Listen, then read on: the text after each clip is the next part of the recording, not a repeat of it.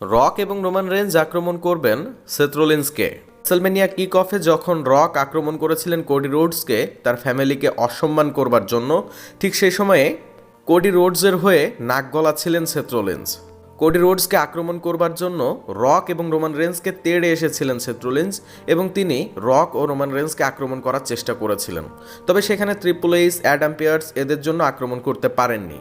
তবে যেহেতু রক তিনি তার ফ্যামিলিকে অসম্মান করবার জন্য কোডি রোডসকে আক্রমণ করেছিলেন, আর আক্রমণ করার পরেই সেথ রোলিন্স তিনি রোমান রেঞ্জ এবং রককে তেড়ে এসেছিলেন মারার জন্য, এই বিষয়টি অবশ্যই সহ্য করবেন না এই দুই রেসলার।